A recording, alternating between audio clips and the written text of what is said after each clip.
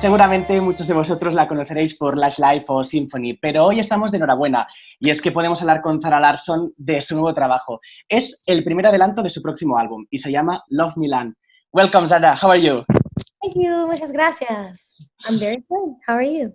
I'm fine. I'm so excited to talk with you. Love Milan Yes. sounds a little bit different than your previous song. Mm-hmm. It's the starting of a new era of your music. Yeah, I would say it is. This is kind of like the introduction for the album. And then I wouldn't say that it's like the sound of the whole album, but it's maybe like the attitude, you know? It's a little sassy, very fun, a little sexy, and confident. So I think it represents me as a person quite well. And then the rest, you know, the rest of the album is, I would also say it's like, it's quite fun and upbeat, like something you can dance to. Yeah. But Love Milan is a love song. It is a love song. It doesn't really sound like a love song, but it is. It's about like being super in love and just thinking about this person all the time, and you're just going around in like Love Me Land. It's not necessarily a place where you go like physical, but more like inside your mind. You know, you can't stop thinking about this person, and that's what it's all about. It was just like inspired by me being in love, and I didn't think I was gonna be. I didn't plan on it. I wasn't looking for it, and then all of a sudden I was like, I'm in Love Me Land. But do you think that Love Milan talks about when you are ready to feel love again? Yeah, I definitely think so. But also, I personally ended up in it a bit like unexpectedly, but also like I am ready for love. Like even though I wasn't looking for it, I want it. You know, I'm having it. I love it. I love this feeling. I mean, it's literally the best feeling in the world. Feeling like you're in love. You don't have to eat. You don't have to sleep. You're just like walking on clouds. So whenever you're ready for it, you're ready for it. But I definitely wasn't looking, and you just end up in the place and you're like, this is great, you know? So yeah, I would definitely say so. But also, for anyone else, if they have their own interpretation of the song, that's also right. You know, my version isn't the only version. So however people feel when they hear it is like the correct answer, I would say.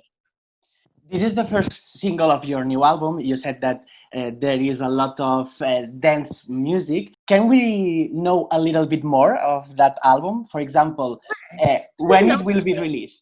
It will be released after summer. It's pretty soon, and okay. I think it has a little bit of everything. I think there's definitely, hopefully, at least one song for every person that they will like on this album. So if you don't like, you know, the dancey vibes, there's like the slower, more passionate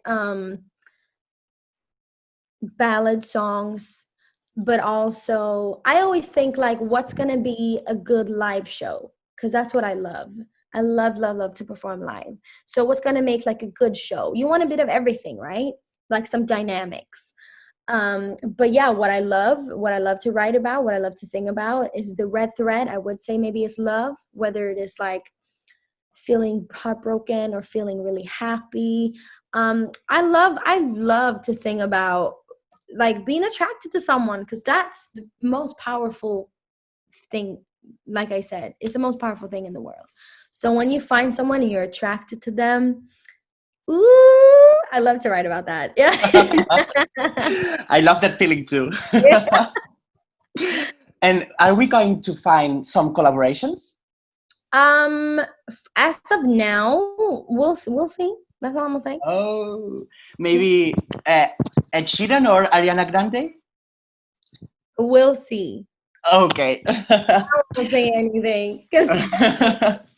Okay, let's change. So, you are very active on social media, and there we can see that you are feminist, you are supporter of the LGBT rights, You also Absolutely. have been taking part of the protest on Stockholm for Yes. Black rights.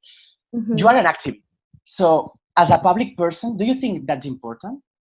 Yeah, I think so. I wouldn't say like I'm an activist, but because I don't know, it makes like the real activists. It's like it's not like diminishing their names, but you know what I'm saying, like they do so much, and I just can't call myself that because I'm not on that level. But I am very passionate about um doing my part, and I bet there's even more I could do, but I'm always open to like learn and educate what I know. So I've always been very vocal, though. I've always said what I think, and I think it's important that people who listen to my music, because my music isn't necessarily very political, you know. If you hear my song on the radio, you don't automatically know like she's a very big feminist or she's like I support. But if you follow me on social media, you would probably know that.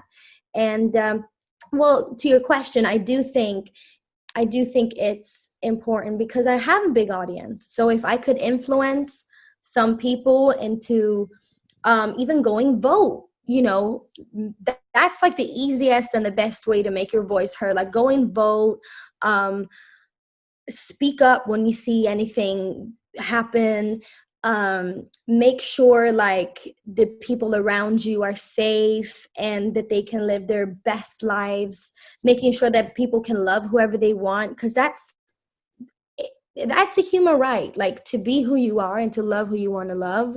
That is a human right in my eyes.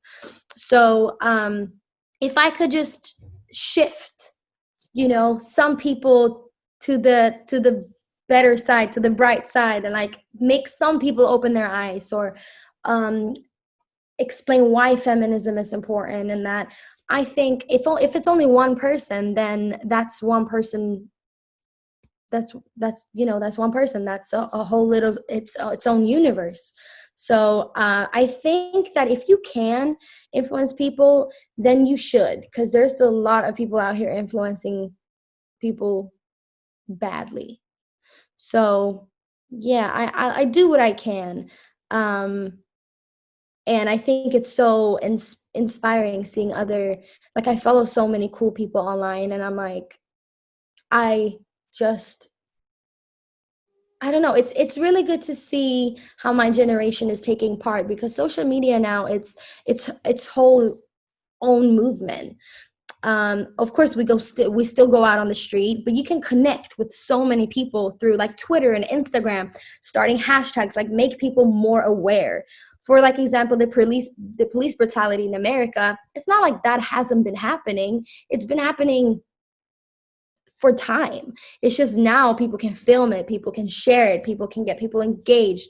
And like with women's right, it's just, you know what I'm saying? It's so easy to get people involved. And if I can, as I said, just get one person involved, then I'm happy. One of the biggest almost activists of the world of the music industry is Beyoncé, and I know that she influenced all of your music. Uh, And you once said that you are obsessed with her, and I yeah. have to say that so do I. I am absolutely Yes. obsessed with her. Beyonce, we're living life. Hey. I feel you. So I have a little game for you, okay?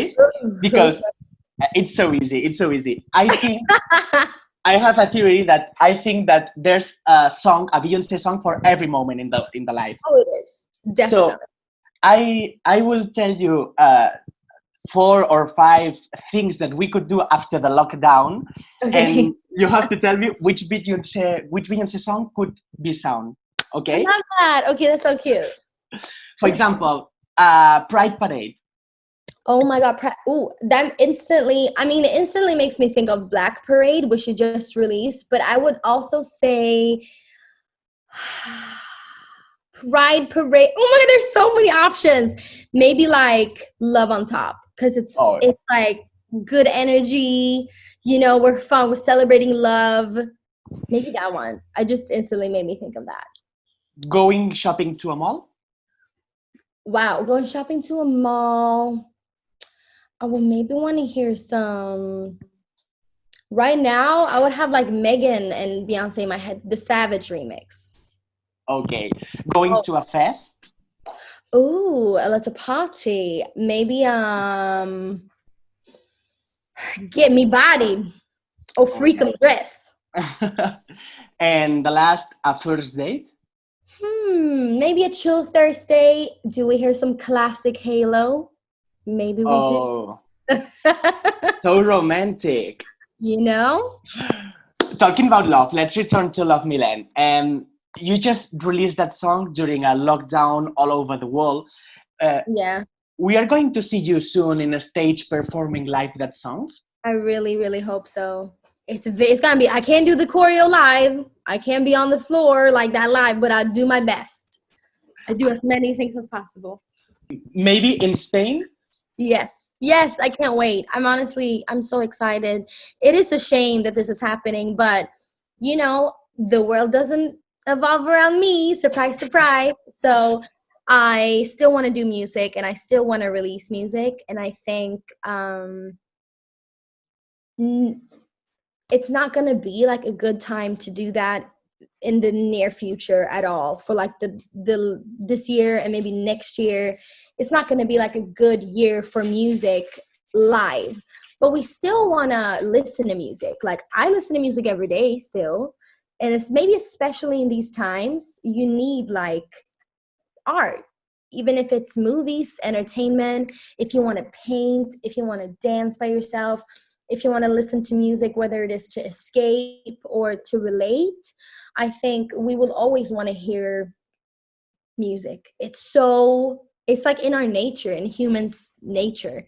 We've always danced and we always like made beats that we could sing with. Like it's like it's in our DNA, and the craving for that, I don't think it will disappear just because everything that goes on in the world. If anything, maybe for me it's increasing. Like I think I listen to more music now than I did before this. It just makes me feel good. So yeah, it's a shame that we can't, I can't see the crowd or like be in a crowd. I love going to festivals and concerts myself, but we're gonna be there one day. So let's just stay safe and healthy until then. Of course. Did you write new song during that lockdown? You know what? I've been chilling really hard. I've been saying to myself that I really want to learn how to produce. And I'm trying. It's very hard. I also have really, really high expectations on myself. But also, I see a lot of people like, if you come out of lockdown and you don't have like a new talent or like learn how to do this and this and that, you're like useless. And I don't think that's true. I think also maybe this is like a time for me where I'm just able to not do anything, because I always do stuff. And like I said, I've never been in a place for longer than this for like my whole adult life.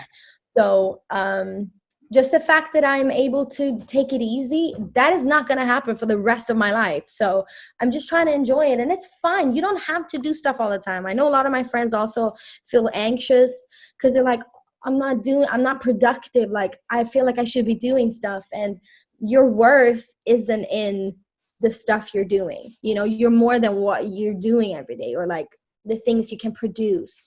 But of course it's fun. If you want to, go ahead. I'm just saying, I just have to tell myself to also chill, and it's fine to just lay in the couch sometimes and like do this, that's also okay. So I'm actually trying to just take it easy and just hang out with my friends and family.